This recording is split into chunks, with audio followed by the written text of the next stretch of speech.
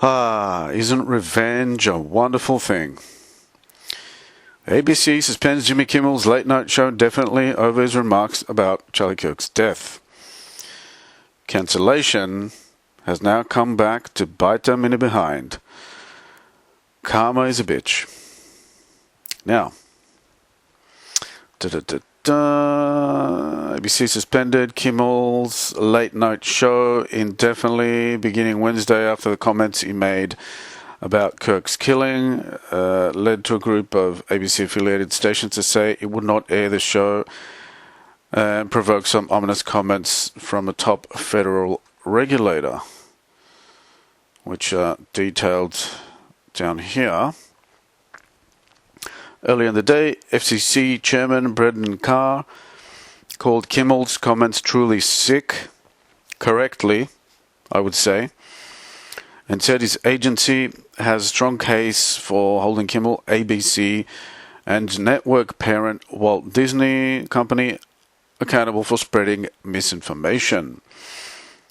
He said the comic appeared to be making an intentional effort to mislead the public that Kirk's assassin was a right-wing Trump supporter. I mean, I don't even know what to call it. A heinous, horrible thing to say, to do. I mean, immediately the body was still warm, as it were, and he says something like this, knowing that it's not true. I mean, maybe he didn't know. Maybe he believed. See, these people believe their own BS. That's what's wrong with this anti-reality ideology. During his Monday evening monologue, Kimmel suggested Kirk's killer, Tyler Robinson, might have been a pro-Trump Republican. He said the MAGA gang is desperately trying to characterize this kid who murdered Kirk as anything other than one of them, and doing everything they can to score political points from it. In between the finger pointing, there was grieving. This is absolutely, I can't, this is unbelievable. Nobody on the other side, like, consider this. Pretend that this happened in the reverse, okay? Somebody assassinated a very popular left-wing figure in a similar manner, okay? And a prominent comedian on the right came out and said something similar, okay? Just reverse the terms, all right?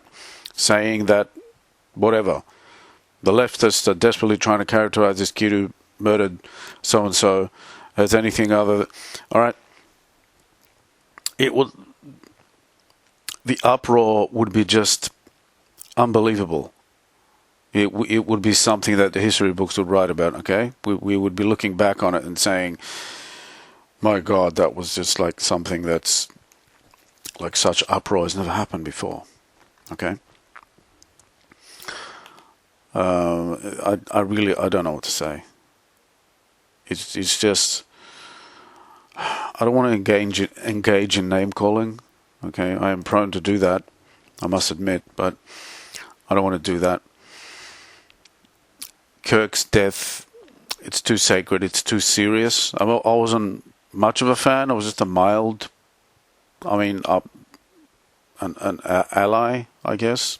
Mild fan, whatever. Charlie Kirk adjacent, I don't know what to call it. But I didn't really follow him. But, it's just, he was so well liked. Everybody, at least on the right side of the aisle, right also means correct, by the way, take note of that. They were all saying what a nice, gracious man he always was. Even his enemies, quote unquote, a lot of the people that debated him on the campus speeches, the campus debates that he did, he managed to turn them around. Maybe they didn't fully agree, maybe they didn't become converted, let's say, but they certainly would have gone away from the interaction thinking, okay, this man is nothing like I assumed that he would be. And probably the majority of people on his side are not like that either. Okay? This false impression that they have about Republicans and the right wing in general, and MAGA in particular, of being these toothless rednecks, low IQ, uneducated rednecks that just hate everybody and just all they care about is guns and shooting and that whole horrible stereotype. Okay, there is a percentage of people that are like that, of course, at the bottom of the barrel, at lower levels of the Republican pyramid, the right-wing pyramid, let's say. But these people think that a lot of these people think that everyone's like that, and Charlie Kirk was someone that proved to many people that he actually wasn't like that. Okay, that most right-wing people are actually not that at all, and the powers that be probably didn't like that. Okay, or that the powers that would like to be but currently are not didn't like that. I'm not going to speculate as to who was behind the assassination. I'm sure we're going to keep uncovering more and more layers to this, and this rabbit hole. We've only just begun to dive down this Charlie Kirk assassination rabbit hole. But certainly things are not as they seem, I would say, about that. But I'll detail that in other videos, and I have already. Things that I have that are in the works, and a couple of videos that are currently unlisted that I've already made. And I've detailed the whole thing, and I've covered the thing in great detail. So, continuing on with this article, authorities say that the 22-year-old grew up in a conservative household in southern Utah, but was enmeshed in leftist ideology. Parents told investigators he had turned politically left and pro-LGBTQ rights in the last year. No doubt this coincided with the fact that that was his first year in university, in college, which is most Western universities now, particularly American ones, I would say, but probably the same thing in Europe and places like Australia, Canada, and so on, are communist indoctrination camps, more or less. His voter status is inactive, which means he did not vote in the two regular general elections. He told his transgender partner, translation, transgender boyfriend, that he targeted Kirk because he had enough of his hatred. What hatred? What fucking hatred? This is the... I'm getting all worked up now, because whenever I hear these people on the far left, whatever, even on the moderate left, I guess, equating disagreement, polite disagreement, non-violent disagreement with hatred. Why? I'm sure if you would have put someone like Charlie Kirk, Charlie Kirk or people that are similar to him, moderate right-wing people, okay, on an actual lie detector, okay, and ask them, do you hate so-and-so, these groups? It'll come out false, though they wouldn't. It would come out as a no. Okay, so the problem with these ideologies, particularly lately, in the past decade roughly, is that they're assuming they don't want to. I mean, we all know that they don't want to debate. Okay, you see it all the time with right-wing podcasters always asking people from the other side, from the left, to come on and debate. 99 times out of 100, they say no. Very few people break through that barrier, that fence, let's say, like an Anna Consparian or someone like that. And even then, it's kind of like, she's like half agrees with the right point of view, but mostly still holds on to her other leftist beliefs because that's how she grew up, okay?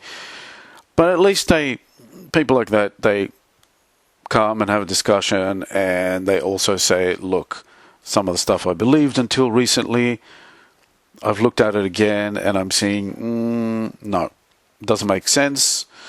And the people on my side, they cancel me when I try to speak up on it and stuff, and I can see that you guys on the right are more welcoming, more open to disagreement, to discussion, which is a fact. So because of this type of archetype, there's a particular archetype that the left side, not just in America, not just now, always, everywhere, throughout history, throughout all cultures and countries, whatever, we could define as, broadly as the left wing in politics. The archetype is basically, it's a feminine way of thinking. It's and why I say feminine is because it's emotional, okay? More emotion-based, more empathy-based, and less facts-based, okay? I'm not saying they're 100% emotional and they have no facts, but it's less than, okay? They're more focused on the empathy thing and, oh, the children, oh, the women, oh, the migrants, oh, the poor victim who stabbed Iryna in the train. Okay, Iryna, it was an innocent white girl that got killed, but hey, did you sit and think about that guy, the victim, that poor black guy who, for 400 years now, they've been oppressed, and can you imagine the monkey he has on his back constantly all his life walking around, people giving him funny looks, way harder for him to get a job as opposed to if he was actually white or anything other than black. All this stuff, on and on. This is the kind of mindset, okay? That was just an example, recent example that I'm using about the brutal Iryna murder, which was done with near impunity. But there's it's that archetype, okay? So it's like the archetype of whether it's a man or woman being a leftist, it doesn't matter. The archetype is like, picture this overly emotional, a little bit more neurotic than normal, than average, a woman who always puts the nurturing, the emotion, the protective, emotional, nurturing, safety-driven side. You put that front and center, and logic and long-term consequences of, let's say, for example, having open borders, they take a back seat. Now the right, which, like I said in the beginning, the word right in English also happens to mean correct. God is giving us a very strong sign there of which of the two sides is the more correct one. Because it's like the right is logical, it's facts-based. Of course it's the right side. That's why it's called the fucking right. I mean, this is like the universe telling us, look, what else, what more do you need as a sign to show you that this is the right side? It's correct. It's not 100% correct. Nobody is, nothing, and nobody can ever be in this fallen world, but it's 90% correct as opposed to the left actually being 100% wrong, 99% wrong. So that's the thing. It's the archetype of the mother, the nurturing female. Okay, so that's why you get cancel culture. That's why you get them being overly sensitive. That's why you get them going insane with their preemptive violence, because they're assuming completely wrong, or maybe 95% wrong. Maybe there's a tiny bit of truth to it, but they're almost entirely wrong when they're making assumptions like, well, the fascists are going to attack us first and they're going to want to kill us and put us in camps and stuff the first chance they get. So we got to preemptively do that to them before they get the chance to. And it's all, like 90% of it is all in their head. Because like I said, I always leave some wiggle room.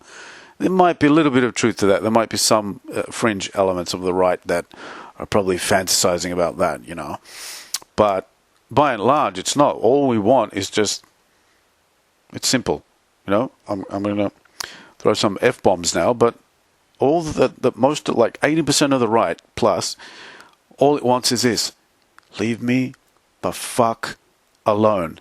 Do you understand the words coming out of my mouth? Not you, the viewer. I'm still playing the doing the role play of what the right thinks. Do you understand the words coming out of my mouth? I want to be left alone. That's exactly what most of the right-wing people in every culture, in every historical era, since the beginning of any inkling of an understanding of politics within mankind, the ones who gravitated towards this thing we generally call the right, okay, which is a big umbrella. There are many different subgroups within that big tent, but I'm just speaking broadly now. The right, ever since the first understanding of what politics might be, within humanity, I don't know when that would have been, okay, but whenever that happened, more or less the people that aligned themselves with the side that we generally call the right have always had that general sentiment of just want to be left alone. It's because, in contrast to the archetype that I was describing before, which is the left, which is the nurturing mother, the right is the stern father. Okay, so we are quote unquote colder. We are quote unquote more cruel, quote unquote more hawkish, warlike, because these are all, it's aggression. Okay, it's Venus and Mars. Okay, we are Mars. It's like men are from Venus, men are from Mars. That's true. So energetically so. Okay, so we have that masculine aggression. So the right is exemplified by that archetype. Okay, so the thing though, with that side, with our side, with the correct side, with the right side, is that we're always more like, because men, the masculine principle is typically more stoic, more measured, more logical. This is the reason why God gave men a strong logical mind and greater physical strength, is because we are responsible enough, to quote what Spider-Man's uncle, or one of them, said once, about 20 years ago, said, with great power comes great responsibility. So that's why nature/God thought, okay, these guys on the masculine side of the aisle, of the two polarities of gender, they're pretty good at handling power, by and large. Okay, maybe like 2 or 3% of them are not good at it, but 96-97% of them are pretty good at it most of the time. Because if they weren't, believe me, every woman that ever lived, that's ever been in a relationship with a man, however short, however brief, every single woman from the beginning of history till now would have been unalived violently. I'm telling you. So the vast majority of men are very stoic, extremely patient, very good at not abusing our massive physical power, physical strength differential that we have over women generally, and children. So that's how the right generally behaves, and the people who embody more of that archetype, whether they're men or women, and they gravitate towards the correct political side, they are individuals that more or less, that's how they conduct their lives. There's varying degrees, of course, but we're more or less like that. Like, less likely to get into physical confrontations, less likely to lose our shit when the slightest little thing doesn't go our way, less likely to call for violence against somebody just because they disagree, they have a differing opinion, less likely to go and raise the enemy's city to the ground just in case, okay? Completely preemptively. But the left has that feminine idea of constantly living in fear of the masculine, unaliving them at any moment, at the drop of a hat, because we are so much stronger. Physically, that is. Emotionally, no. So the feminine, just innately, the feminine, I'm not saying women, I'm saying the feminine, like I'm talking energies, okay, the archetype. So that mentality, that archetype always has this impression that, oh, the masculine, yang, Mars might at any moment destroy me utterly and completely because it's so much stronger. And, if it flies into a rage one day out of nowhere, sure, he might be like calm and collected. He might have been cool, calm and collected for the past 6 months, but he could just snap at any moment. You never know. So let's just preemptively weaken him and or destroy him utterly. So then we can absolutely be sure in our safety. Okay, we're going to be safe. We can guarantee our safety. So that's why this side, always throughout history, it's not now. Okay, it's not in America. It's not now. It's always been in every country ever. Anywhere that this leftist side has existed in human history, that's basically the pattern of behavior. Like they're always the ones that start the revolutions. They are always the ones that do the violent political, not always, but overwhelmingly so. The violent political assassinations and so on. Whenever they get power, they go completely crazy, like the Bolsheviks did in Russia. 60 million deaths. So, like this never ever, like literally ever happens on the right, on the /correct side, because literally that's the word mean. What the word means. The Matrix, the all-powerful entity who's above and beyond this Matrix designed it that way. He made it so that the political right also, is the word for the same word that means correct in the current lingua franca of the planet. Okay, English. So. That's just the problem with this side. And then the other thing, which again, you will see it mirrored exactly in how most women typically behave. A thing that men always complain about about women is the following, which is they do stuff like, okay, she might be constantly berating you for months on end or years on end, belittling you and so on. I'm talking about, girlfriend or wife. Slapping you even, like DV, but like coming from a woman and directed towards a man. And all that stuff. And it could be happening for a long time, and the man is just stoic and he keeps putting up with it. And then suddenly he snaps and he might get a bit violent, and then she plays victim, and in the vast majority of cases, almost 100% of the time, you see almost without failure a woman, like you'd almost have to like put a GUN to their head to force them to admit what they did beforehand to the man to make him lose his cool eventually and lead up to that point, to force him basically to explode. They never admit what they did to drive the person to exploding, basically. Okay, so when you see that dynamic expressed in politics with the left versus right, it's the same thing. Okay, Weimar Republic and so on. You know what I'm saying? Like, it got to the point we became so degenerate, so, like you see it today, like the gaslighting is just non-stop, never-ending gaslighting. Like, look what they did. Look what they did, like the cancellations.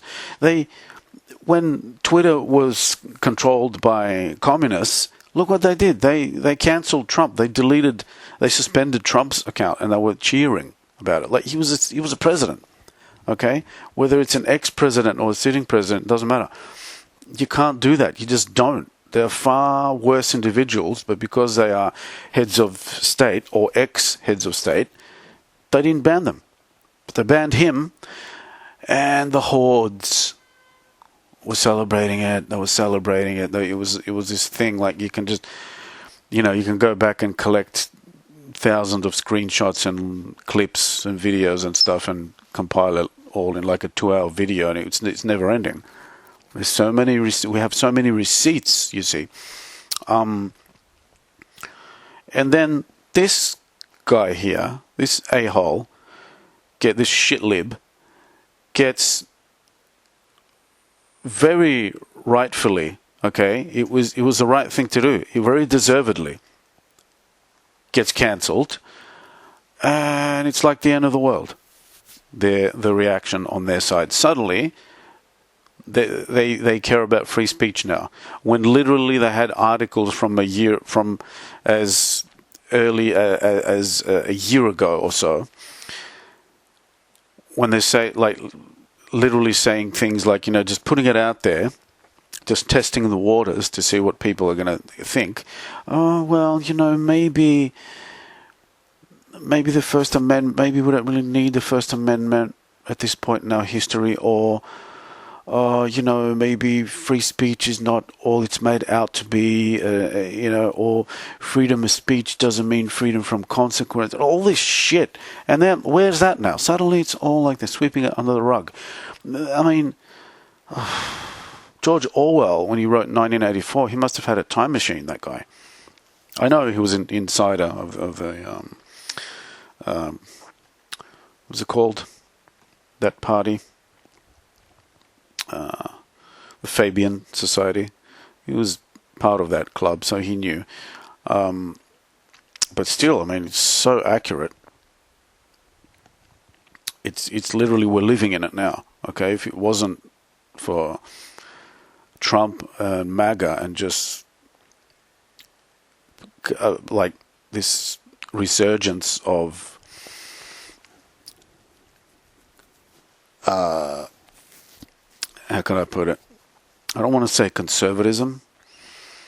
I guess nationalist populism. Okay, that is the correct term.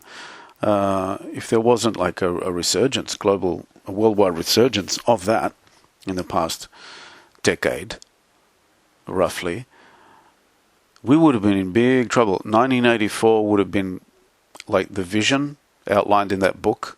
Fictional book, 1984, right? Yeah, right.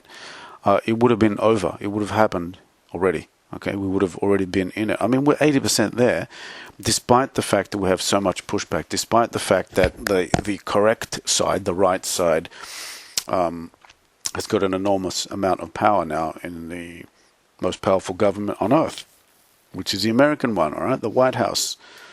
The most powerful house on earth, the White House, and whatever happens in America, it trickles down to the rest of the planet, okay? Or it spreads. Let's say we can use that analogy, okay?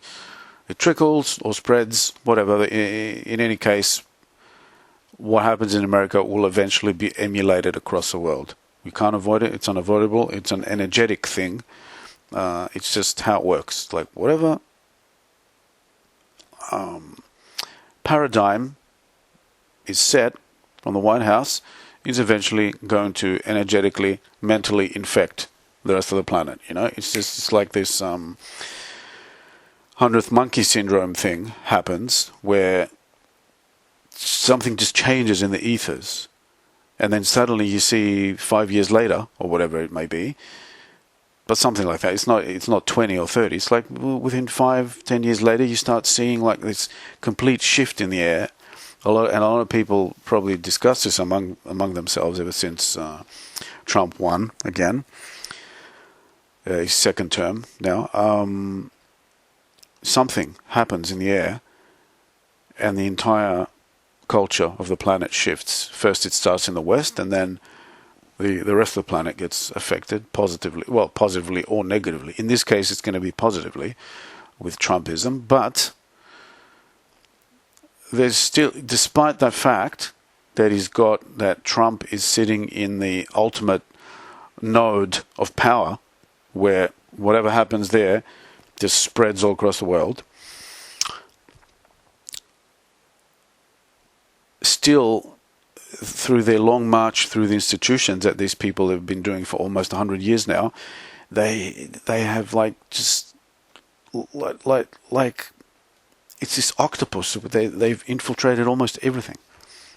Okay, practically everything, and it's just the influence is just still very hard to beat. Like, it's like we've only just begun. Okay, God must have looked down and thought, "Oh, geez, you're completely fucked. I need to put an outsider in the White House in order to turn this thing around." I mean, a lot of people are saying, well, Trump is no longer an outsider, or maybe he never was. All right, he's become more establishment now. You do, of course. You go in trying to defeat the swamp, and you can't avoid becoming a little swampish, a little swampy yourself. But I will never, ever say, I definitely will never say that he was one of them to begin with. That's for sure. He wasn't. He really was a genuine outsider in 2016. That's why I was a gigantic fan at the time. But now he might be a little bit establishment compared to compared to 2015 Trump, 2016 Trump. But he definitely is 1,000 times better than anything that's ever been before or since. Well, I don't know. Something better might come out later, but certainly he's the best we've got. It's like him and JFK and Reagan.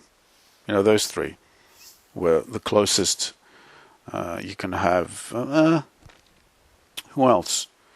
Who was that guy that said, I killed the bank on his deathbed?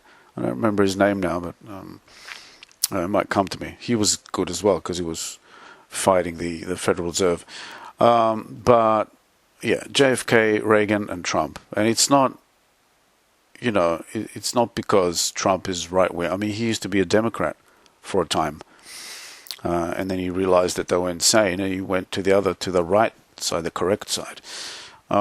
It's what the person does for the country and for civilization and for Western civilization in general. That's what counts. And it seems that people like Reagan and Trump are doing better things than a lot of like Jimmy Carter and all that stuff. It's all destructive stuff. The left is just destroying. The right creates and the left takes. The right creates and gives, while the left just destroys and takes. Okay, and again, that mirrors perfectly yin and yang. I'm not going to detail that any more than that. I mean, you can figure it out. It's self-explanatory, really. JFK was on the left side. Maybe I wouldn't agree with some of his policies if I was alive at the time, or now, even if I really sit down and research them. But the cabal hated him and took him out, so he must have been doing something good. All right. Then again, maybe leftism at the time was way more based. Maybe they were the side that was more based. Okay, maybe I would have been one of them at the time. Okay, but now it looks like the side of sanity and free speech is the correct side, the right side. So they just don't understand. Like, instead of saying, look, I mean, I would like to see if any of these people, like just one of these prominent leftists, come out and say, look, guys, like one of them, like maybe if it's like one out of 100, like a voice, like 1%, 1 out of 100 of them being a voice of reason, or reason-ish, just a little, like partially a voice of reason, like saying, look, yeah, maybe our side overdid it with the cancellations, and so on, and maybe we're kind of karma is a bitch, and we're kind of getting like the pendulum has swung the other way now, really hard. because you have Iryna about a month ago, and then Charlie Kirk. It's like people have had enough. Okay, it's the reactions of the justice of the legal system, plus the reactions of the random leftists on TikTok and so on, and even prominent ones. If they come out and said, "Look, we don't condone this. This is unacceptable. We should unite as a country," no, they just celebrate. And the prominent ones, like this guy, they don't act as unhinged as those TikTok clips of the leftists, like literally singing and dancing and cheering at the news of Kirk's assassination, brutal assassination. But he says something that's just so callous and so uncalled for, and so, talk about too soon, that phrase, too soon. Is it too soon to make a sarcastic comment or something after a person's passing? I mean, too soon. It wasn't even 24 hours. I don't know exactly what day he made the comment, but perhaps it was that same night that it happened, on the day that it happened, on the 10th. So they will not one of them, just one. I'm just asking for one out of all these famous leftists, the prominent ones like him and his posse, the people that think like him or that are friends with him and agree with him, and who are coming out now on YouTube and saying, "Oh, so and so is reacting to the horrible cancellation, the unacceptable cancellation of Jimmy Kimmel."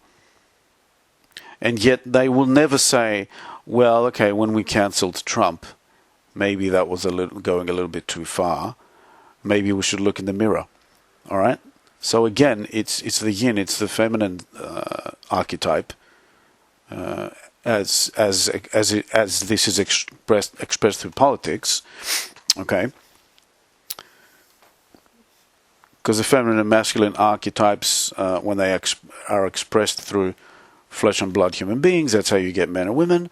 When they are expressed through politics, that's how you get the right and the left sides. So again, being the feminine side, the left is not really big on admitting that they fucked up, on admitting their past mistakes, on admitting, "Oh yeah, maybe 99% of the reason that I'm in the position that I'm in now is because of my own actions." So the pendulum has swung back. They never look at what made the pendulum swing back and bite me in the ass, Maybe it was me. They don't care. They don't look at it. I mean, I don't understand why. I don't understand it, because we have, like I was saying earlier, we have millions of receipts, thousands, hundreds of thousands of receipts of them doing this, like all that insane stuff when Madonna and Johnny Depp were coming out, during Trump 1.0, when they were like pretty much openly, almost literally saying terroristic statements, like saying, "Oh, we should go and bomb the White House," and all this crap. And the conservatives, the right wingers, were just okay. Maybe that's a little bit unacceptable. These people are crazy. They shouldn't be saying that, but all right. And now, 10 years hence, it's come to the point where that completely innocent girl, the Ukrainian Iryna, gets murdered on the train for literally no reason whatsoever, and then you discover that some DEI hire of a judge, if you look at her credentials, but anyway, let's say she's a judge, had previously let this guy off for like 40 times beforehand. Okay, let's just, he's just mentally ill, man. He's literally caught saying in the audio, which they didn't want to release in the beginning, but thanks to Elon Musk,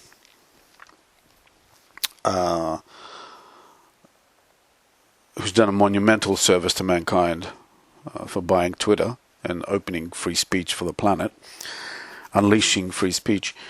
he said, I got that white girl, okay?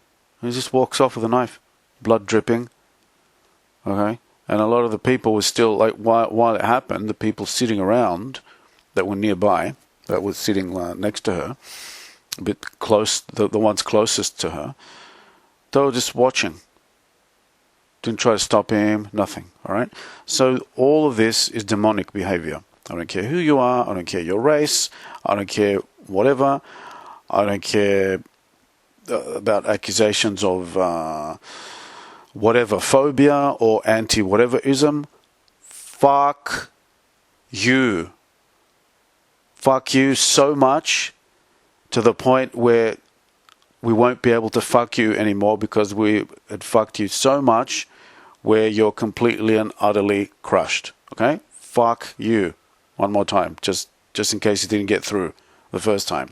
All right? Including this guy, everyone who defends him, everyone. See, what pisses me off is pisses us off. I believe at least for the next thing I'm going to say, I think I speak for pretty much all of the right around the world and throughout history and whatever. That what we hate more than anything is the gaslighting and the lying. At least fucking admit it. Admit it! Say, all right, yeah, I can see why you punched me, because I was nagging you and stuff for the past year non-stop and whatever, and maybe 90% of it was for bullshit reasons, So then you slapped me one day, Maybe when I went to the cops, maybe I should have told them that, officer, I kind of prodded him, okay? I agitated him. I made him hit me, really, through my verbal violence, okay? So, translating that over to how yin and yang interacts in the political sphere, they should have said, look, a proper human being with morals, with integrity, would fucking say, all right, yeah, we even cancelled a president of the United States, which is the most unprecedented act of censorship you can possibly imagine in the Western world, especially in a place like America, okay? So instead of admitting it, even half is too much for these monsters. Admit 20% of it, for Christ's sake. 10. I just want just a little bit, just some of it. Just say, all right, yeah, maybe we went too far on our own cancellations. When left-wing cancellation coming from the left-wing side was a thing, which they never admitted. They never, even when it was happening, it was amazing. It was like the party. Again, like 1984. It's shown clearly in 1984. It's like the ultimate aim of the party is to do things, bad things to you, immoral, anti-life, oppressive things to you, and at the same time convince you to not believe your eyes. It's like, oh no, we're not imprisoning him. We're just taking him to a re-education camp because it's for his own good, and blah, blah, blah. He's going to rest a little bit and stuff. But meanwhile, it's just they're putting a guy in solitary confinement for 2 months because he said something about leftism being complete bullshit and insane. Okay? Or, no, we did, that Iryna girl, she was actually at fault because 400 years of oppression. How the fuck is she connected to the whites that supposedly had which is a very small percentage of whites, by the way, and a lot of them were not white. They were Middle Eastern. So how the hell is Iryna responsible for what happened to her? I still can't believe it. I've seen the footage of not the stabbing. I don't like watching those parts. I watched a little bit, but only once. Same thing with the Kirk assassination. which has galvanized the fuck out of me. You wouldn't believe how it's galvanized me. I mean, look at me yelling here and stuff. When she realized what happened, and she was crying, and then she just slumped to the side. That, to me, I've never seen a more heart-wrenching piece of real footage in my life. I can imagine what this has done to women. Okay, the women watching this. Okay, like this has lit a fire. These two events, Iryna and Charlie Kirk, they've lit a fire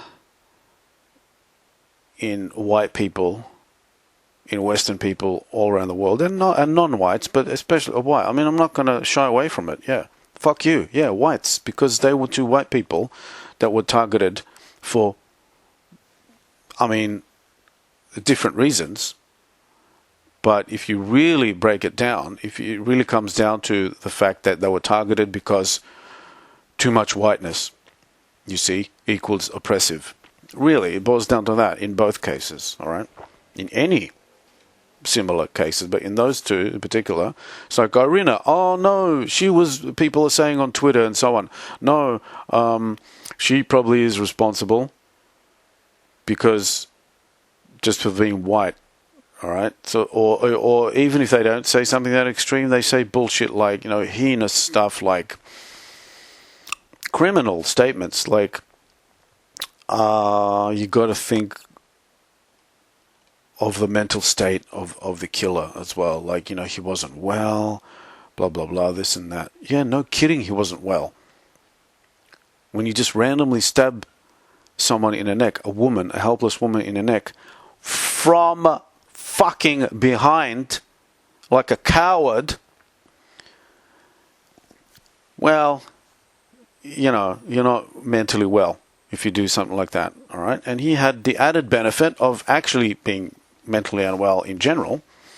But even if you're mentally fine, on paper, if you do something like that, that's a sickness, all right? What a fucking prick.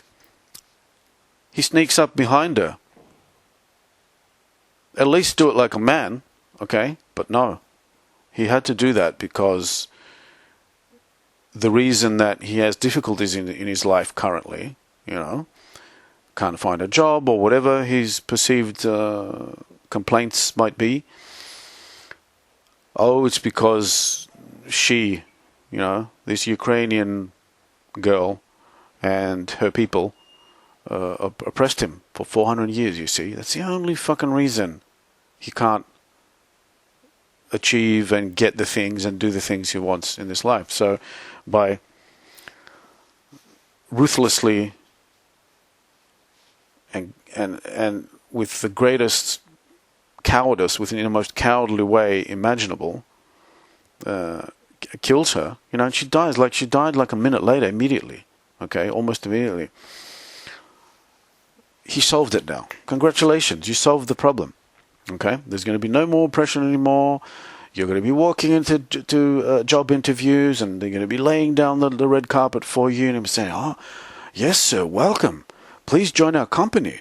You can skip the hierarchy as well. Like, we'll make you like middle manager straight away. We won't even have to try you out for 6 months and whatever. No, just and if you're late occasionally, it doesn't matter because you've got mental issues. You don't always have to be on time, Because being on time and being punctual is a white supremacist system, because being hardworking and punctual is not like just being conscientious and just ambitious. It's a white supremacy.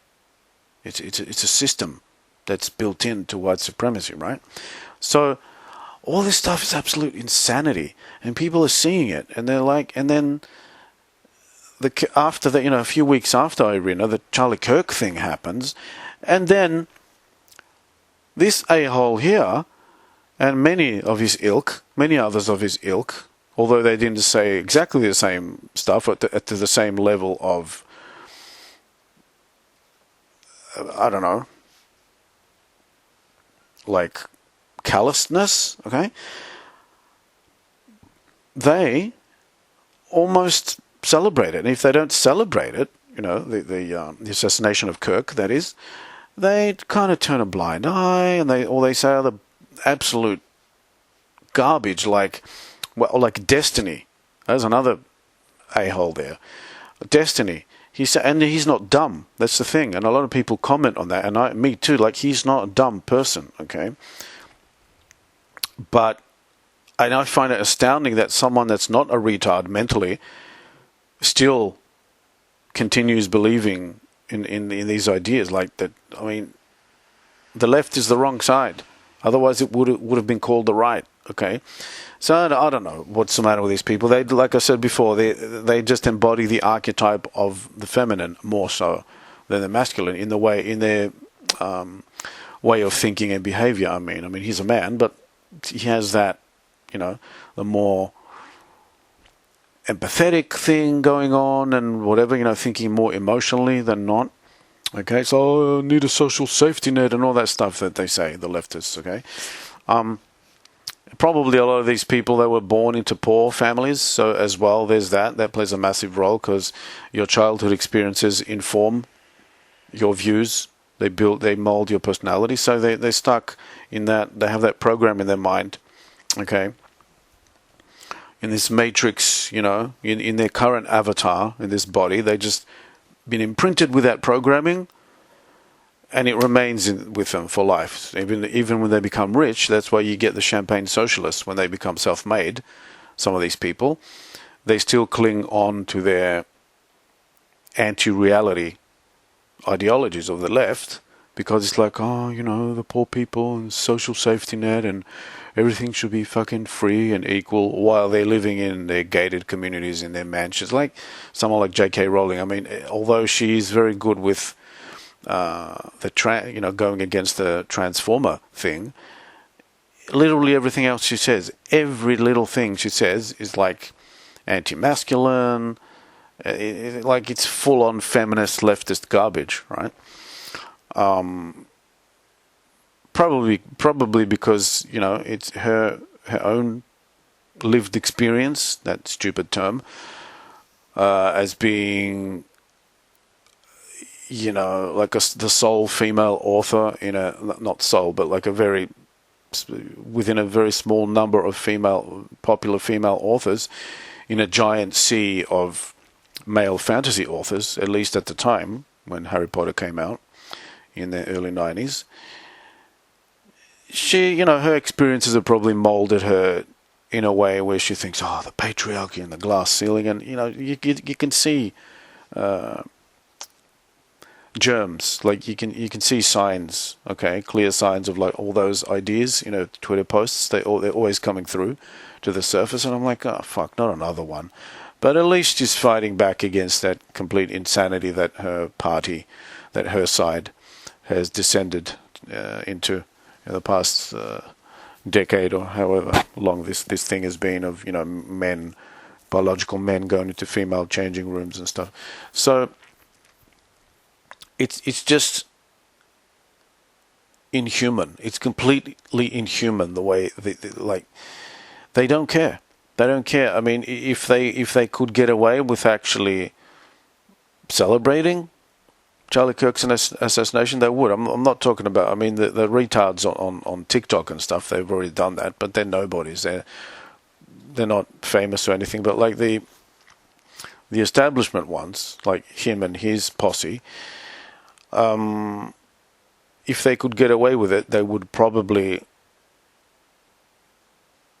stage something like like an anti-vigil, okay, like something like completely diametrically opposed to the hundreds of Charlie Kirk vigils held around across the world, even in non-Western countries. I mean, it affected people so powerfully that even places like South Korea felt the need to get out on the streets and do Charlie Kirk vigils, okay? Even though they're not Americans or white or whatever, but because we are all Charlie Kirk now. But these people, they if they could, this might sound extreme, and people often accuse and say, "Oh, that's Fed posting" or whatever. But is it? And it's the following: these people, especially the extreme side, I mean, not if you're like a, center left, I don't think a center leftist would think this, but a lot of them, a much bigger percentage than it should be. Okay, a disturbingly large percentage of the left nowadays in America, in the West in general, but in America especially, they are probably thinking they will probably want to kill the other side, the right side, the correct, which means correct. Okay, in case you didn't know, right means correct. So yeah, they wouldn't hesitate, because like I said before, it's like this feminine, it's this yin mentality of, oh, they're so much stronger, and they're all into like bodybuilding and doing mixed martial arts and all like really masculine activities like hunting and outdoors stuff, and they're really aggressive, and they're into gun culture. So if we give them if they have half a chance, they'll exterminate all of us immediately, first chance they get. That's literally how a lot of them think. It's so fucking demented. It's demented. It's twisted. Nobody. There's no such thing as nobody or nothing. Okay? There's no such thing as 100%. But I'm telling you, 95% of people on the right don't think like that. There's a small percentage that do.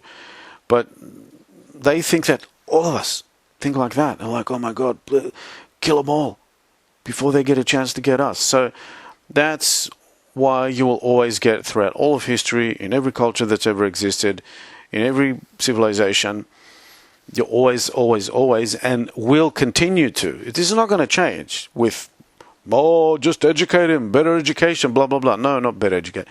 You won't, because it's that feminine archetype is more prominent within the people that are attracted to that side, to the wrong side. So they're always going to be of that mentality.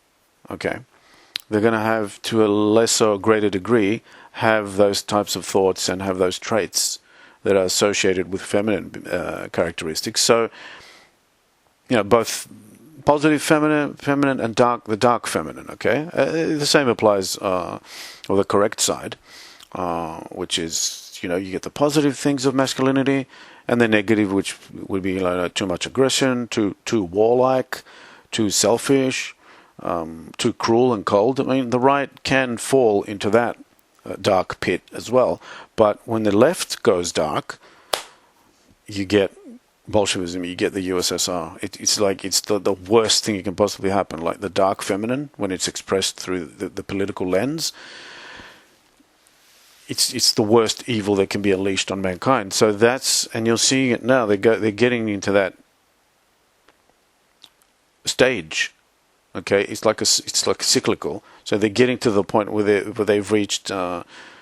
Before I made a post and said something like, "We've reached peak Weimar." Okay, so they've reached peak Weimar Republic, complete insanity. I mean, if you're celebrating, if you look at all these TikToks celebrating the death of Kirk immediately after they found out about it, like it was the same day that all these posts were made, within hours, okay, minutes, hours, whatever. That's definitively, that's definitive proof. That is 110% proof that we are at peak Weimar Republic in the West, especially in America, because America, the past 80 years, 100 years, 80, I guess, after World War II, it's been the mascot of the West. Okay, all eyes look towards America. We all look to America for guidance, for predicting the future trends, and so on. Like I said before, if it happens in America, it's going to be replicated across all the rest of the West. Not maybe, it will. It's just a law of science, of natural law. It's just going to happen.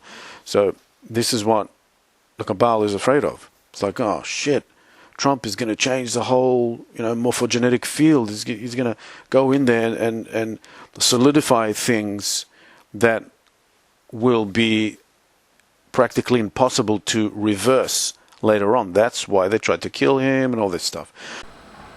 If you enjoy the content of this channel, then there's a good chance you'll also like my fantasy book, Lifting the Curse Volume 1, Guardian of the Magic. Set in the modern day, it's full of action, fantasy, and page-turning conspiracy thriller. It even has numerous references to real-life geopolitical events and conspiracy theories, including a somewhat prophetic mention of the current 2025 Iran-Israel conflict.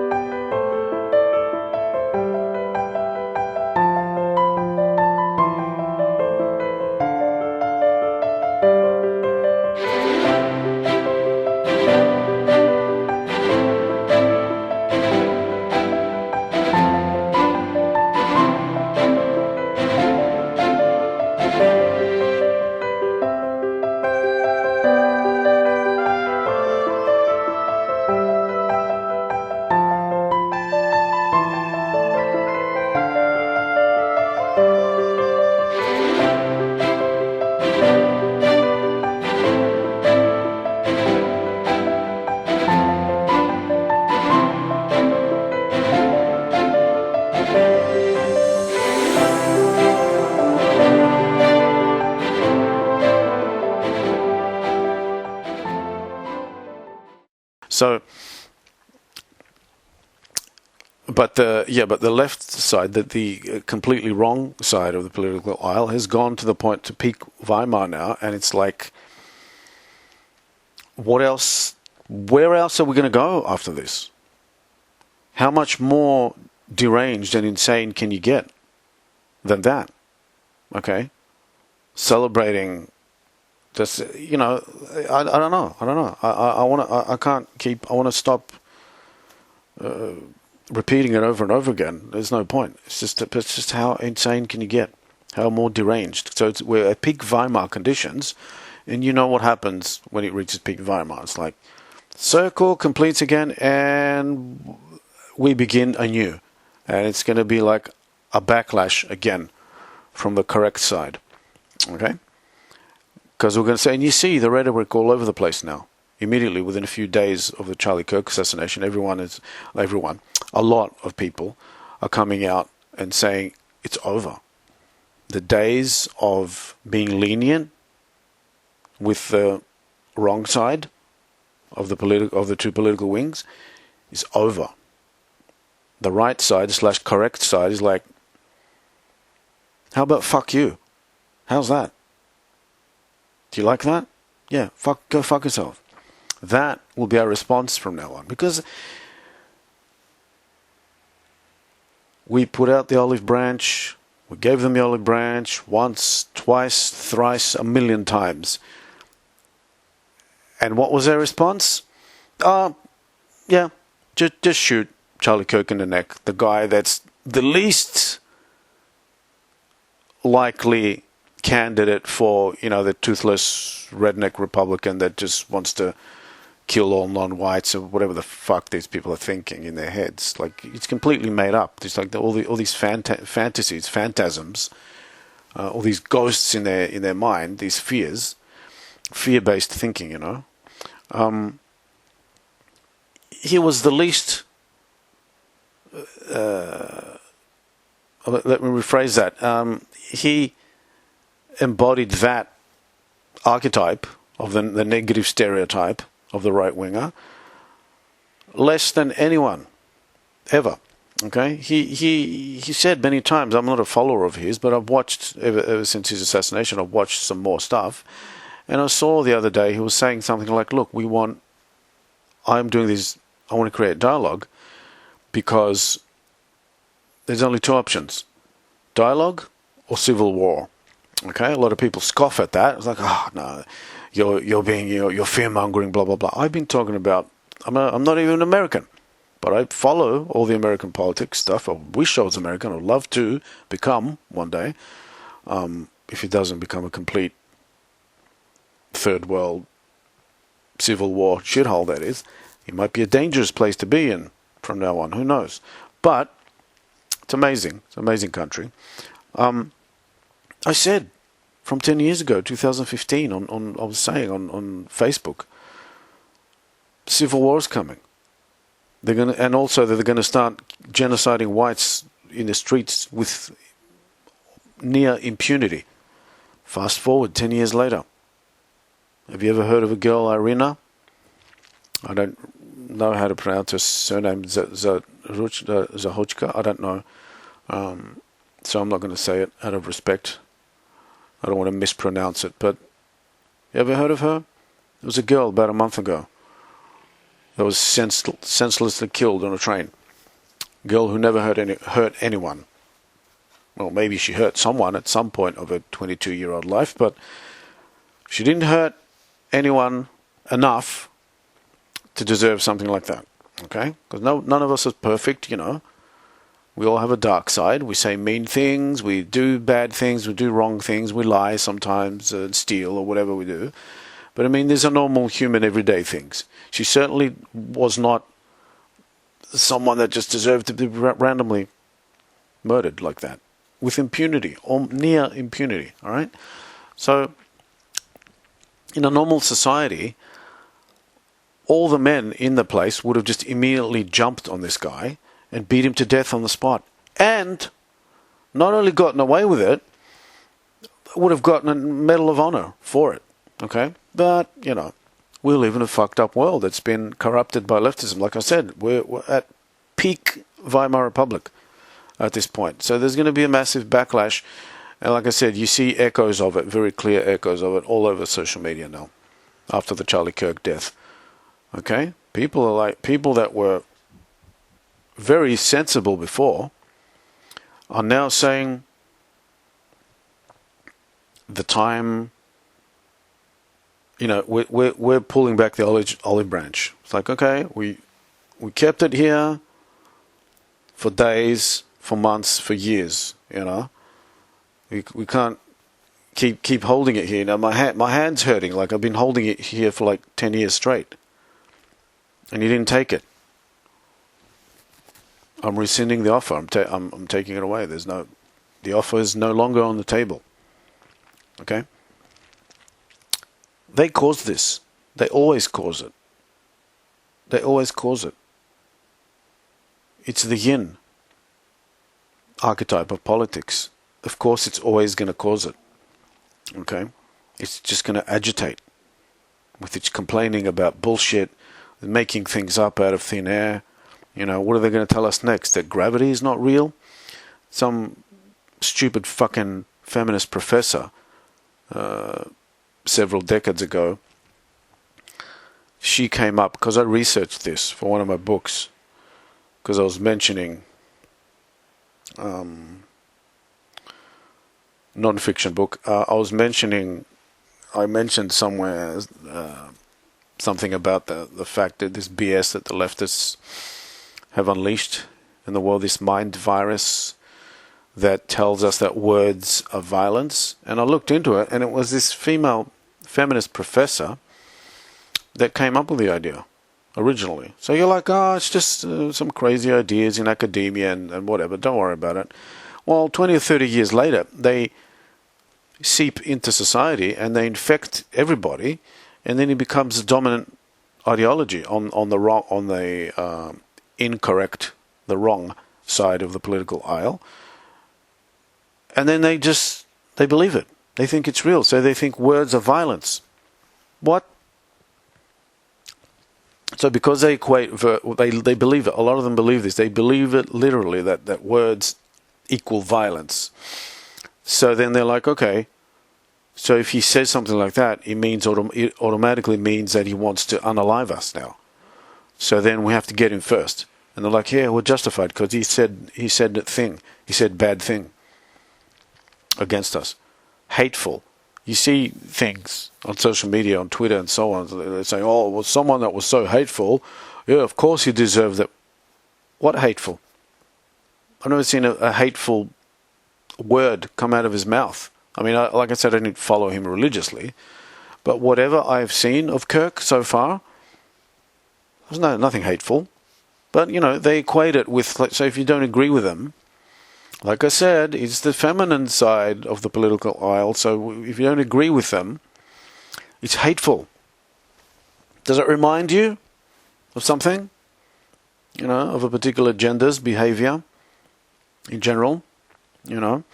So you can't win with these people. You can't win them over with dialogue and logic because they're not wired that way. Otherwise, they would not be magnetically drawn to the wrong side of politics. They would have come to the right. Okay? So yeah, that's how it is. It's very sad that it had to come to this, but I guess it's just how life is. Life is cyclical. History is cyclical. And we're at the end of the line. I mean, we've reached peak Weimar, and you know what happens after that. It's very unfortunate, but what are you going to do? What are you going to do? This is literally a question like for the good guys, for the people, not for the people who think I'm talking crazy talk, for the people who like what I'm saying in this video, who agree with me. I'm asking you that's watching, what do we do? What do you do? Do you just let them?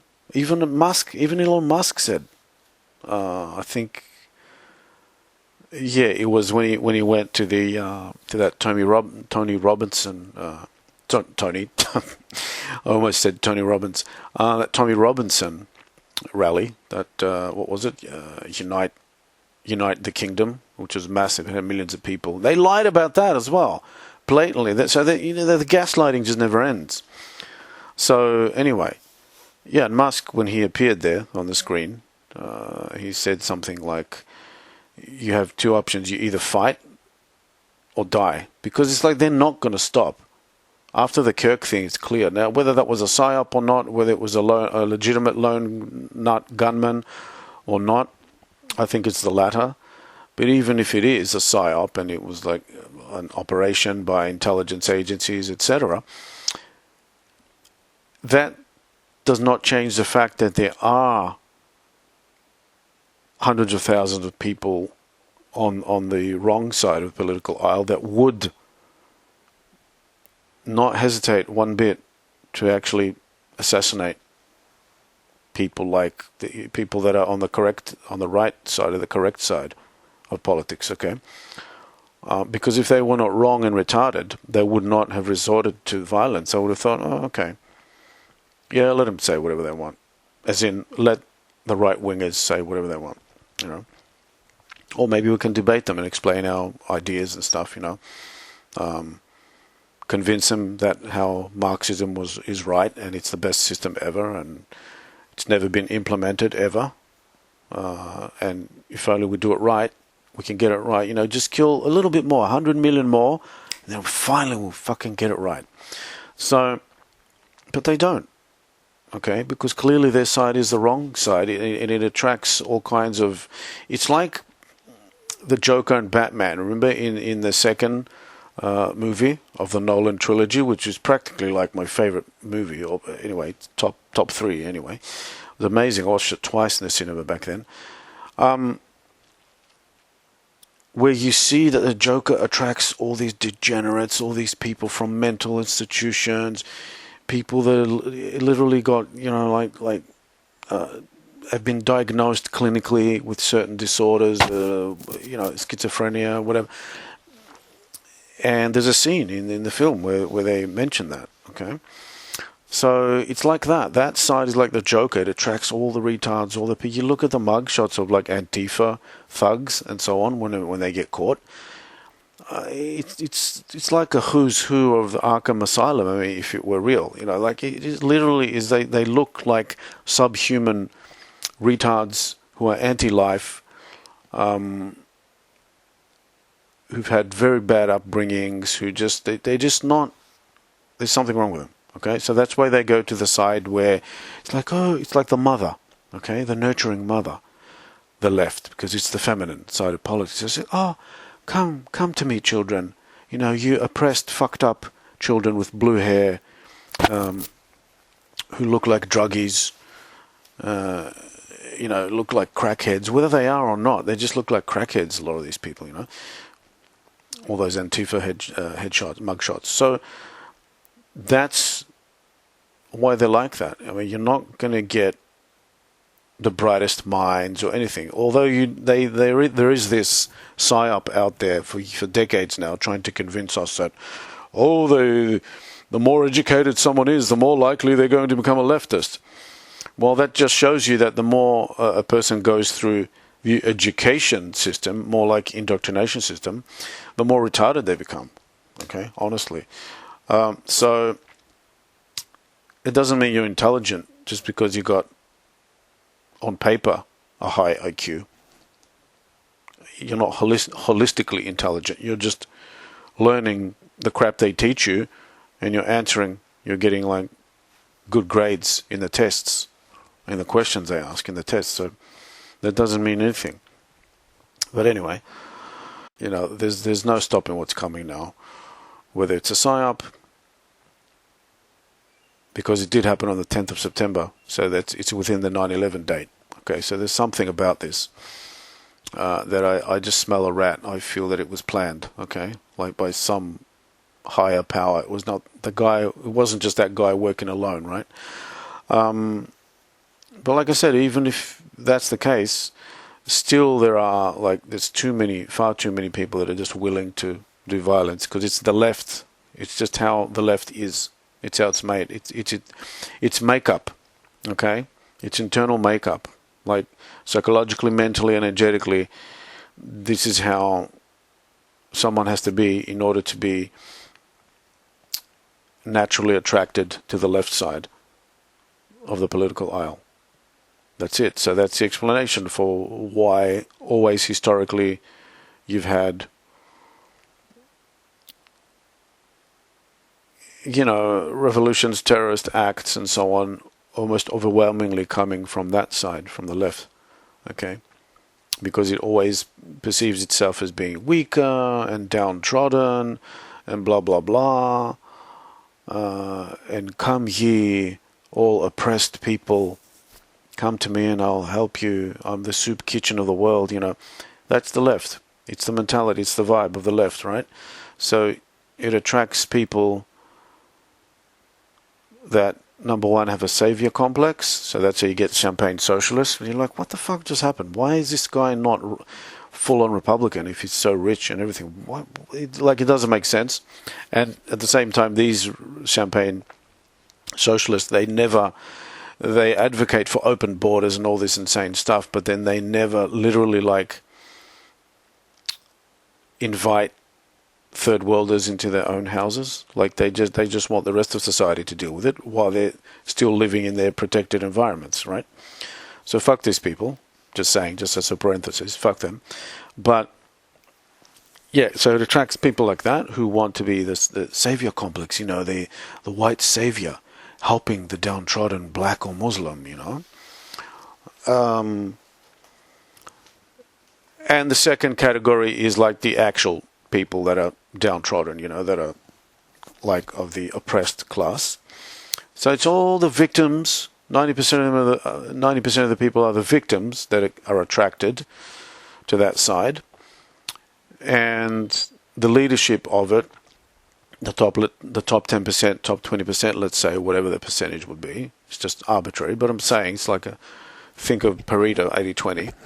So the leadership are privileged, most of the time white, and I don't mean Jewish. I mean white, actual white people, European background white, because there's a lot of them that are involved. Robin DiAngelo, that's an Italian name, that retarded woman. So, and they lead the movement thinking that they're going to smash the patriarchy, quote unquote. What patriarchy? This thing that literally created civilizations, all the structures, everything is here around you. We're oppressing people though, because of it.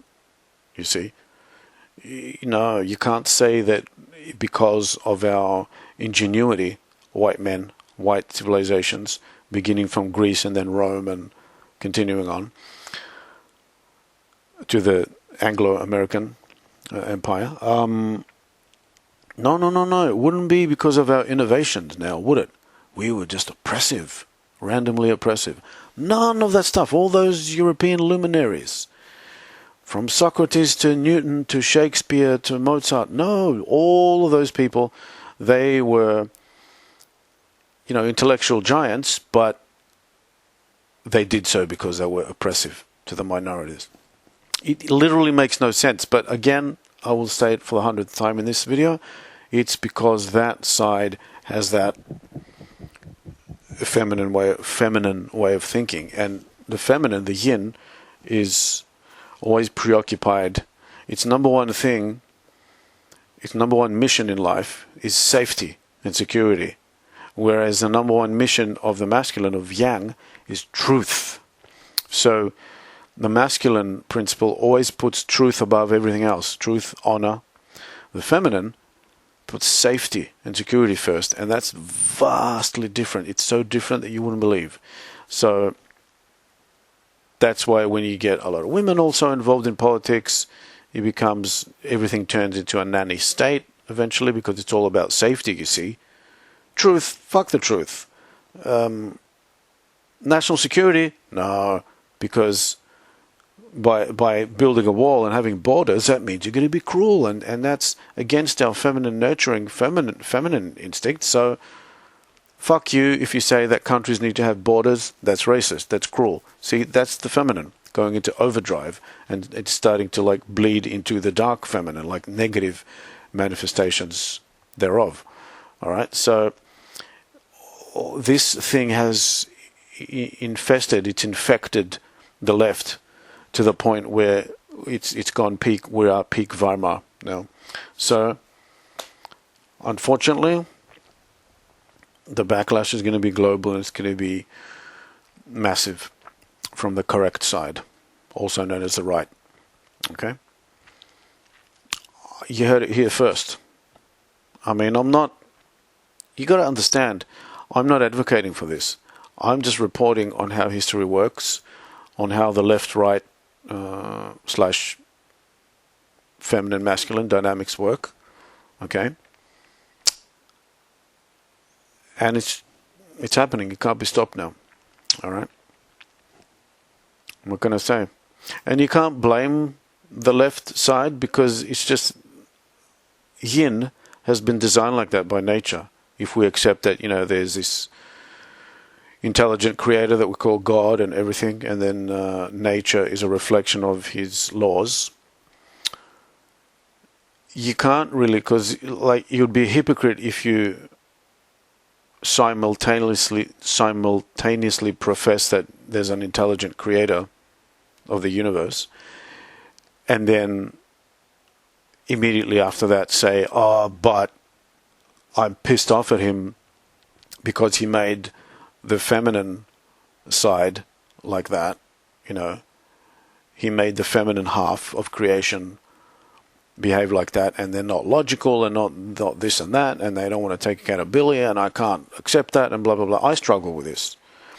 But as a man's man, as a guy's guy, who I have a very sort of masculine way of thinking and so on, very logical, masculine.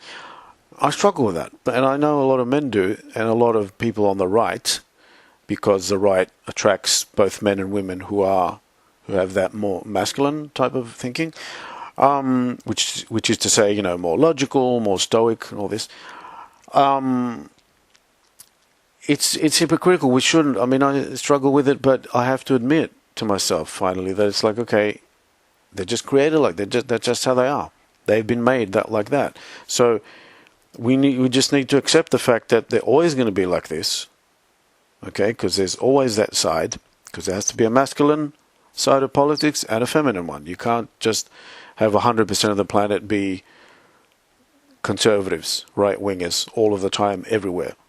You can't, okay? Because you need day to have night. Otherwise, if it was always sunny, if there was no night at all, you wouldn't be able to distinguish. You wouldn't be able to say, oh, I'm so happy that finally we get a sunny day, or it's great that the sun is up again.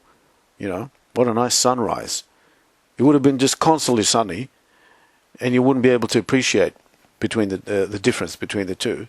So there needs to be night, there needs to be darkness in order for us to appreciate the light. So we need the shit side, the shit libs, in order for us to appreciate it when things are good. Okay, to be able to tell the difference between right and wrong.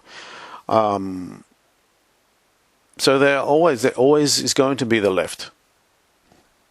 It's always going to be there.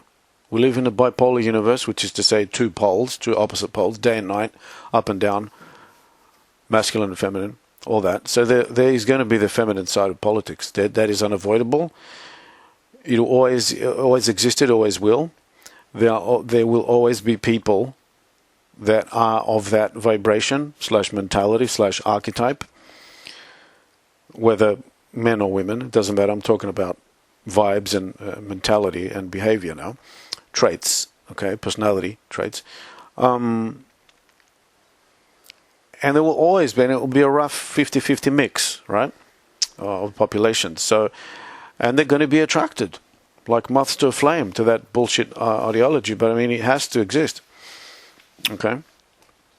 Because bullshit has to exist. Shit has to exist for us to appreciate honey.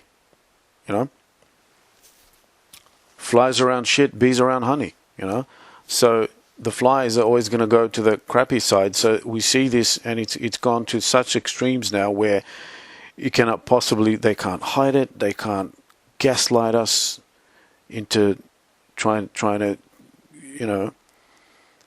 psyop us into thinking that it's not real. How can they? We've got thousands of receipts the past 10 years.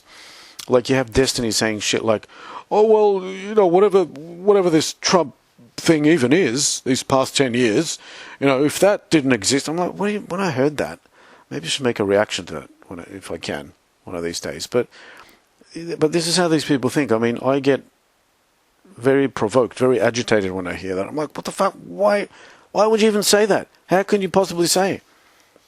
All right?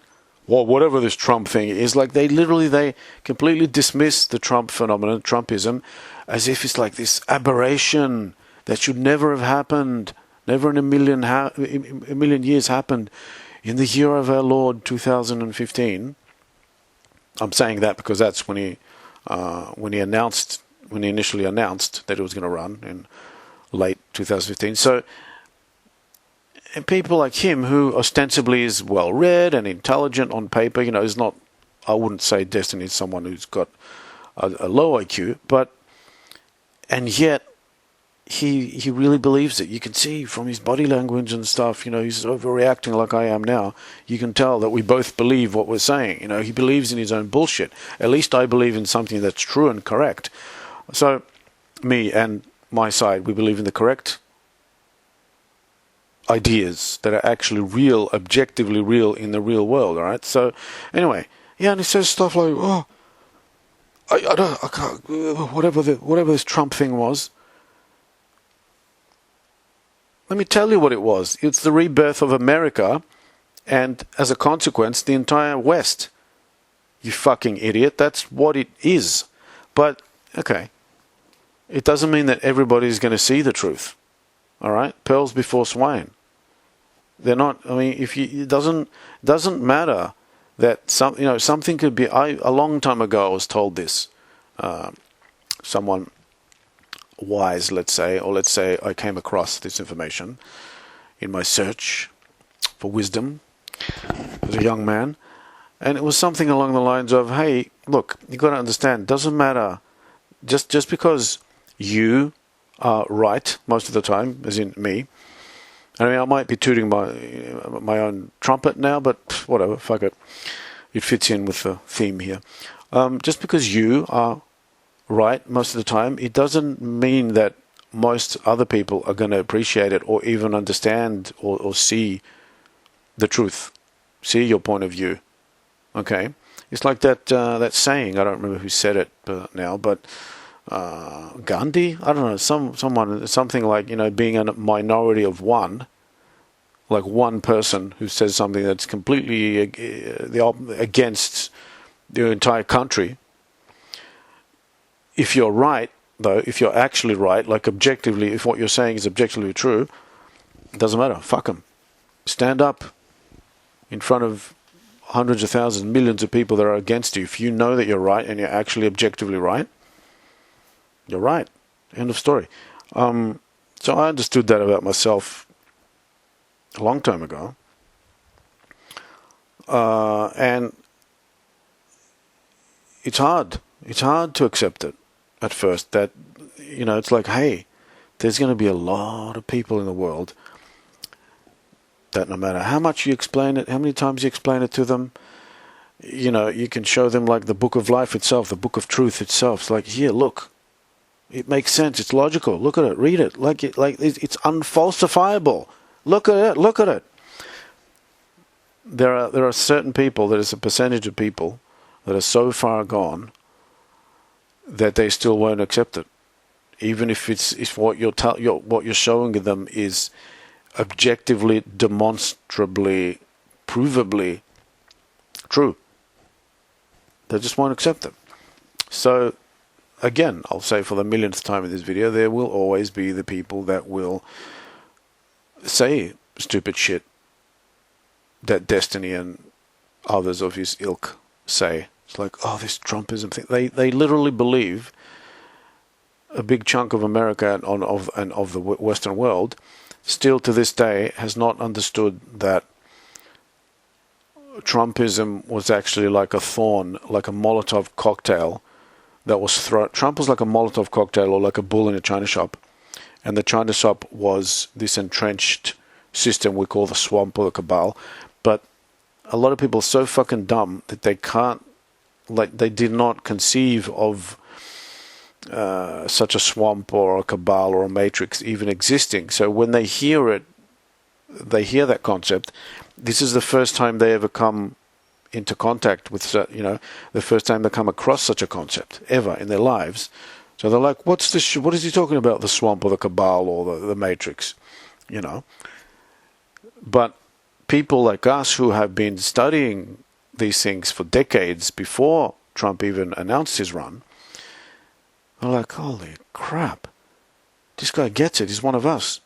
He is a legit outsider. That's exactly what I thought when I first saw him in late 2015 talk about when he announced his run. I was elated. I instantly became a massive fan instantly.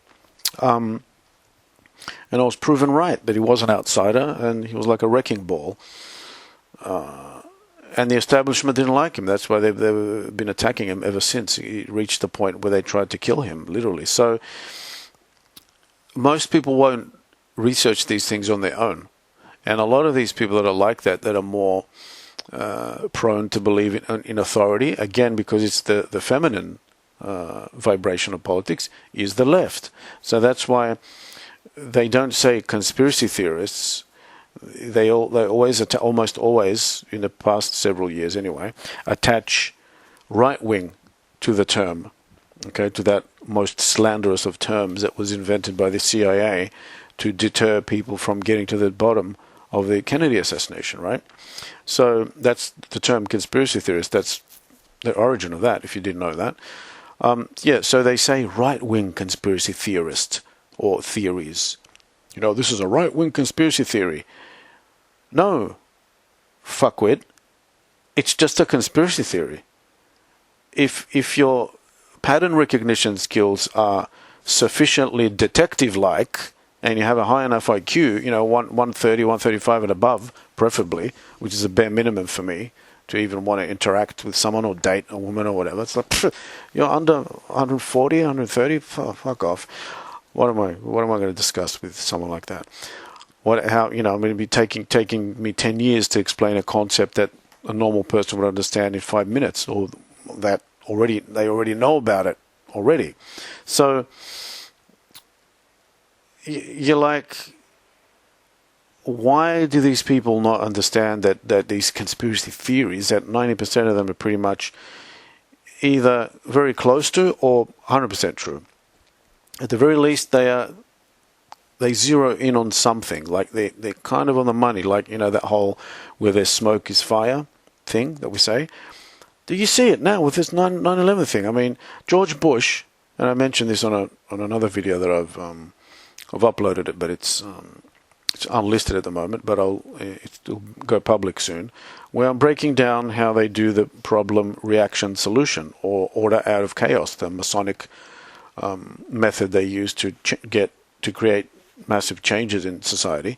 You have, on September 11th, 1990, George H.W. Bush, Herbert Walker Bush, Father Bush, he made his New World Order speech in his address to Congress, and it was on believe it or not, September 11th, 1990. 11 years later, his son is the reigning president while the Twin Tower attack happens. Again, it's on 9/11. The 10th of September, 24 years later, you have the Charlie Kirk assassination / mass MK Ultra ritual / psyop. Okay? All of them, except for one, are done on September 11th. I mean, the Charlie Kirk one was done on the 10th, probably because they could not get him out in open space on the 11th, so they picked the next best date. You know, it was in that range, that energetic range, for whatever fucking reason they like using the 9/11 number. I don't know. I've looked into it endlessly. Nobody seems to have the answer on the internet, although some people think they do. They don't. No one has a conclusive answer or explanation as to why, a definitive explanation. But they use that date for some reason. How can this be a fucking accident? How can... Maybe I'm too used to my own way of thinking, and I hang out with people, you know, ever since my mid-20s, like for 25 years now, roughly. I only associate with people that are on that wavelength, and as years go by, I become even more selective, and I weed out even more retards every year. So maybe it's just I'm in a bubble of awesome people that understand reality, but how can you... I can't, it doesn't register. It doesn't register. How you can't see the connection. How can you not?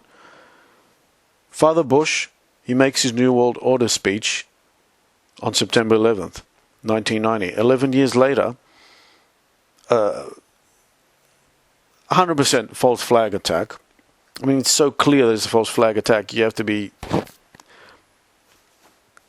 have an IQ of 60 to not see that at this point.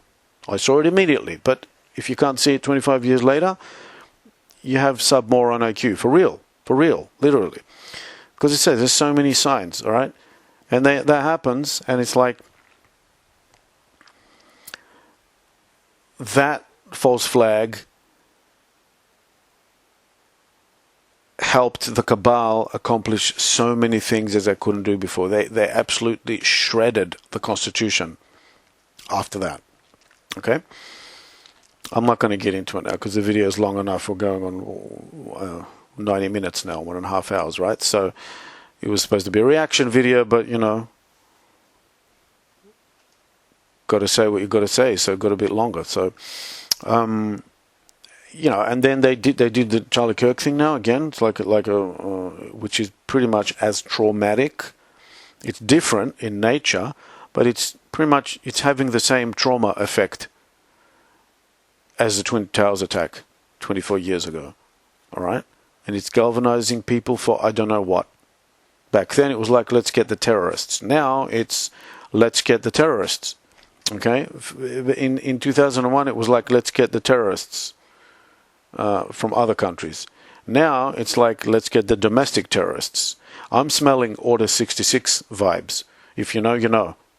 You know, the people that don't, I direct you to Google that, to type Order 66 in YouTube. Okay?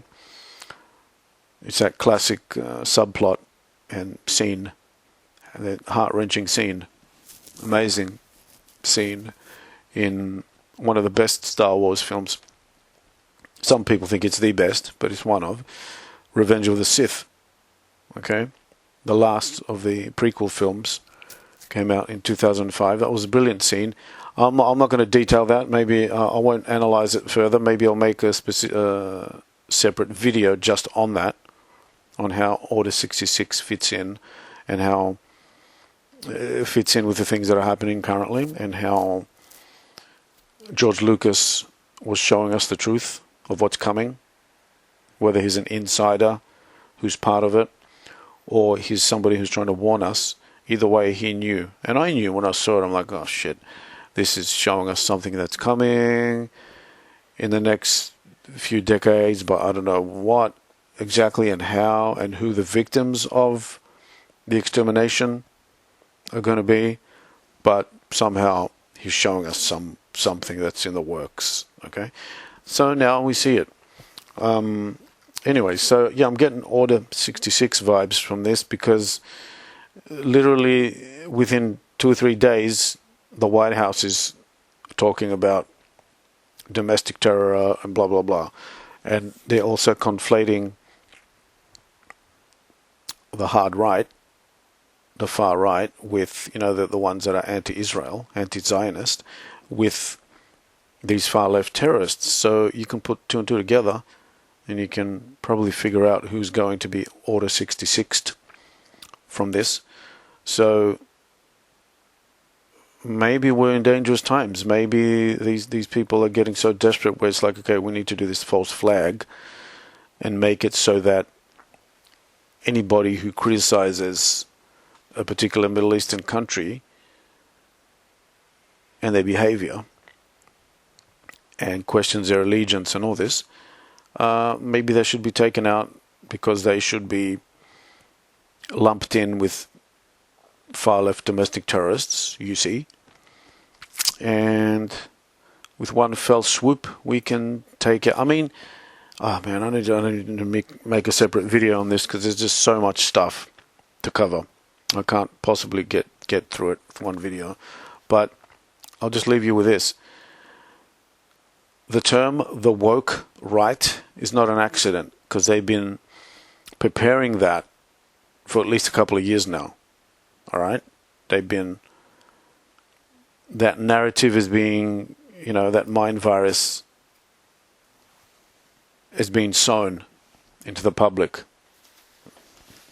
All right? So they've released that virus into the public, and a lot of people are buying it, that the woke right is a thing. So then it's like, okay, create a negative association in most people's minds with the woke right, likening it to the woke left, and convincing a lot of the dummies, a lot of the people, the lower IQ people that are not really political and don't do a lot of research and don't have a lot of independent thinking and all that, sufficiently convince them, not 100%, but sufficiently convince them that the woke left and the woke right are pretty much two sides of the same coin. And, and they are sufficiently, maybe they're 80% convinced, but then, it's more than 50%. So they are sufficiently convinced, at least to the point of them not really causing a problem when the time comes for, since we're using the Order 66 example, when the time comes when Emperor Palpatine, Darth Sidious, puts out the extermination order for both the woke left and the woke right. Okay? So, most people, like I said, 80% sufficiently convinced. They might they might gasp a bit or whatever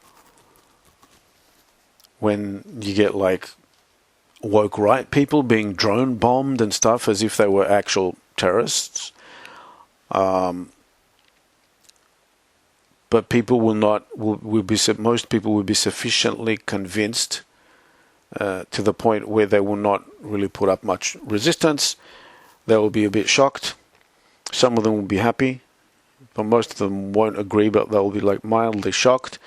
But then they will not kick up sufficient revolution or resistance to it, because they had been conditioned for a long enough time, for the past 2 or 3 years, or however long this woke right term came out, that was coined and pushed by that traitor who apparently is anti-communist, but it appears that he's,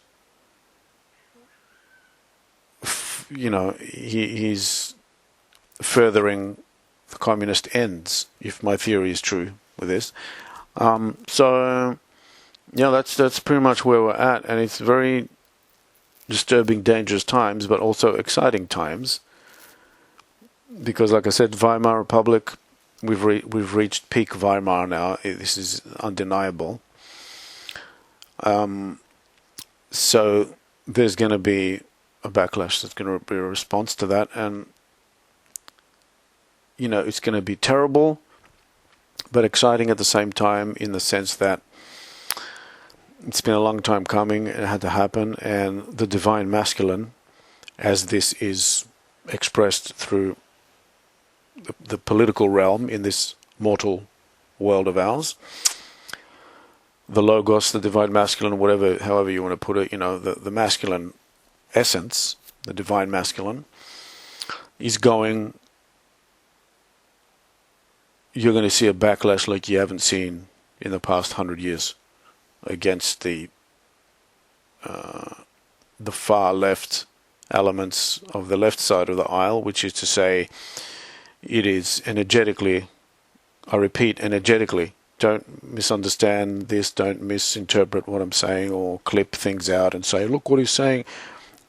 I'm talking feminine energy. There's two words, feminine and female. Female is talking about, the females of the species, whether it's an animal or human. Feminine is an energy, okay? It's got nothing to do with physical body and a human. It's just an energy.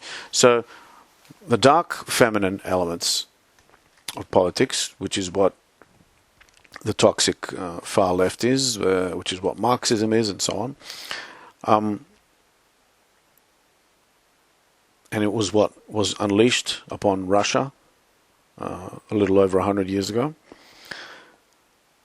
So the divine masculine force within the right side of politics is going to rise up and, with righteous indignation, avenge all the disgusting stuff that this dark feminine element within the left side of the political aisle has done, has wrought upon the planet, on the West in particular. The time for debating is over. All right? And immediately we see signs of this with this a-hole here. His firing was swift and ruthless, The violence will continue now. It will escalate. We'll have more situations like Iryna and Charlie Kirk, I'm sure of it. But this time, there's going to be reprisals. This time, a lot more people are going to be having their concealed carry and so on, and they're going to reply. They're going to respond. Okay, so I'm sad. Part of me, although I would love to be an American, part of me thinks, thank God, maybe, I'm safer not being there at the moment, because it's very volatile at the moment. It's like a powder keg, ready to blow in America there, but it's going to happen. It can't be stopped now. All right. The ideological war is going to become hot, and it's going to become an actual civil war. One way or another, one of these days. Okay, it just keeps escalating and escalating towards that ultimate point. Okay. It is what it is. All right, I hope you enjoyed this. I hope you enjoyed my occasional anger outbursts and F-bombs and so on. So if you liked it, if that's your cup of tea, subscribe, like, the usual stuff. And pass it around if you think someone's going to learn something and or be entertained. and I'll see you soon. I've been galvanized by, I promised myself, made a promise. My printer is not working at the moment. Otherwise, I was planning on printing something, printing having Charlie Kirk on my wall, because it galvanized me, man. I accidentally watched the shot. I didn't want to, but I accidentally saw it on a YouTube clip, and it traumatized me for life. And ever since, I've been galvanized. I'm like, we are all Charlie Kirk. This can happen to any of us at any moment, just because we're cis white males, because we're Europeans, because we're white. Fuck you. All you're doing is awakening a sleeping giant that's been asleep and being gaslit and being browbeaten for way too long. But it's just how the yin and yang dynamic works. The yin always agitates. It's like a little dog. Okay, the feminine is like those little dogs that are really small, but their mouth is inversely proportional to their size and strength. It's like the smaller they are, the more they, those types. Those terrier types, and they go around when you walk them, and they're trying to pick fights with the bigger dogs, and the bigger dogs are like really stoic and stuff. And they're like, oh, come on, give me a break, leave me alone, man. I could just rip you apart in 2 seconds. So this is exactly how the left behaves. They never seem to understand that the right is not weak. Stoicism is not weakness. Not wanting to immediately engage, an eye for an eye, tooth for a tooth, when they get violent, and showing them grace. Mistaking that for weakness is always the downfall of the left. Always. It has always been the downfall of the West. Okay? When they went full Weimar in Germany, it was shocked. Oh, we're shocked. Look how the National Socialists now suddenly, they rose up and they've got all this power, and they're like really pushing against us really hard. It's like, where did that come out of? Out of nowhere? No. You went full Weimar back then for 10 years straight, at the minimum. I don't have to tell people. Most people know these days, thanks to Musk buying Twitter, especially. A lot of this stuff is coming out to the open, and people are starting to realize what it was that created the reaction of the National Socialists, and similar things. Mussolini and so on, something that the left likes to collectively term fascism. Well, they don't even fucking know what that term means. Not really. They kind of know, but not fully, they don't. And yeah, it's always the response of the masculine side of politics. The right side is like, we were patient one too many times, and you kept getting more and more violent. It's like that little dog that won't fucking shut up. Or it's like your girlfriend that is dating this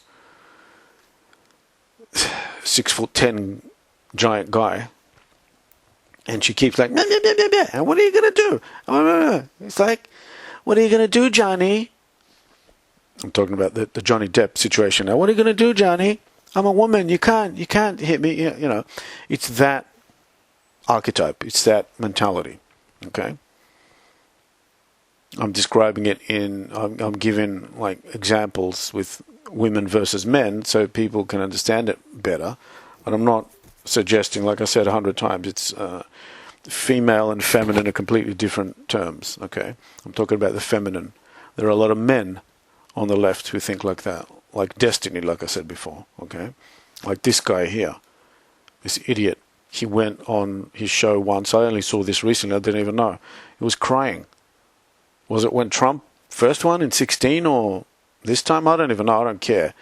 But he was literally crying. I mean, so that's a feminine thing. That's a feminine behavior.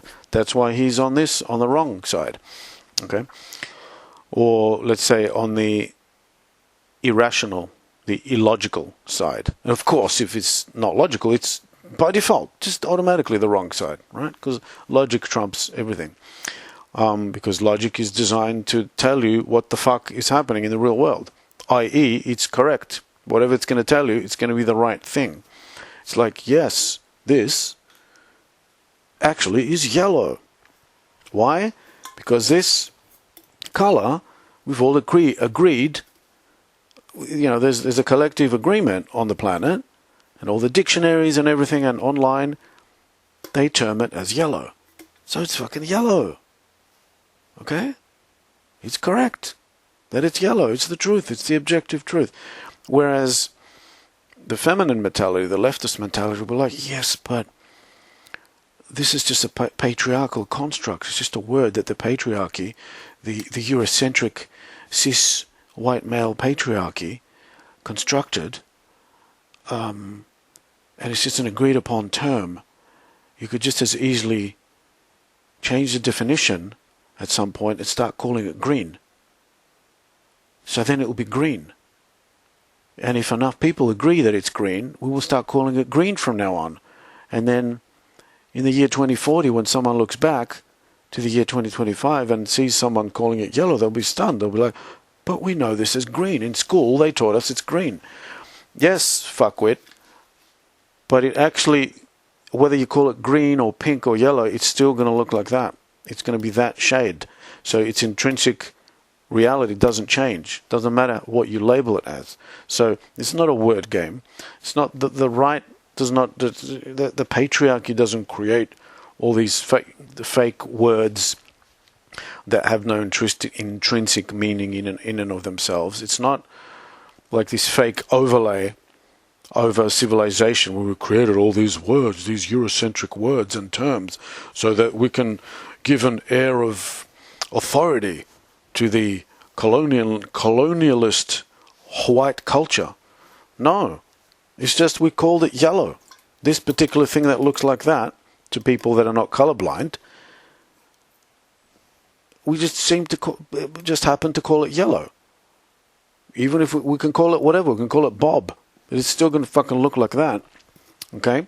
So this is reality. No matter what we call it, it's always going to look like that, and your five senses are going, or your eyes in this case, your visual sense is always going to identify it as looking that particular way. You're like, oh, that's yellow, or whatever. If in another parallel universe they fucking call it Bob, you're going to be like, oh, that's Bob.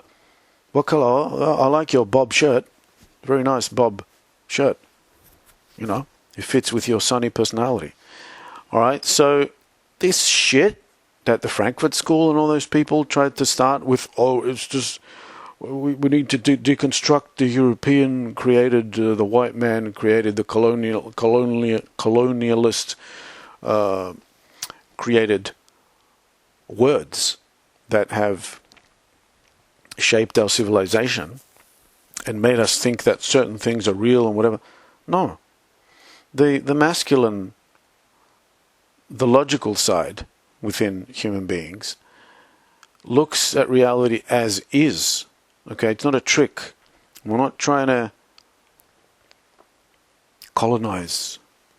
You know, they're trying to decolonize everything. We're not. We white people, Europeans, Westerners, men, we're not trying to colonize the world through fake word games and tricks and everything. We just rose to the top of the competence hierarchy because of competence. That's it. So people that don't like the fact that we're overall more competent compared to the others, like, I mean, look, all the inventions, 90% of the greatest inventions from Europe. The Greeks and the Romans and the Germans and the English and the French, we didn't oppress other people to create those things. Okay, was Socrates sitting all day thinking of all this amazing stuff that he taught, Plato and his other students? Was he just all day thinking, how am I going to oppress these minorities today? All right, it's a completely garbage way to view the world. It's not real. So that's why this side is always going to lose, and they're always going to be the victims and so on. And they never understand how power works. They want power, but they don't understand how it works. They don't understand that you have to earn it and create it. They think that because they don't know how to create and earn power, generate power through production, through invention, through being through competence, through being awesome, basically. Because they're losers, they then create this worldview. They manufacture, they make up this worldview in their heads where it's like, oh, so that means that the other side also must have, like, if they're at the top of the competence hierarchy, that means the only way they could have done that is through oppression.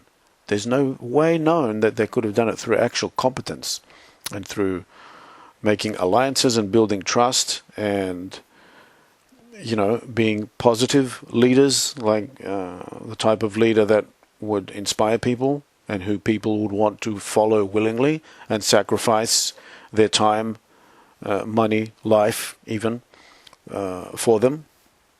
No, the left, the extreme elements of the left anyway, don't understand that, so they think, oh, so the only way that explains it is they must have oppressed people below them.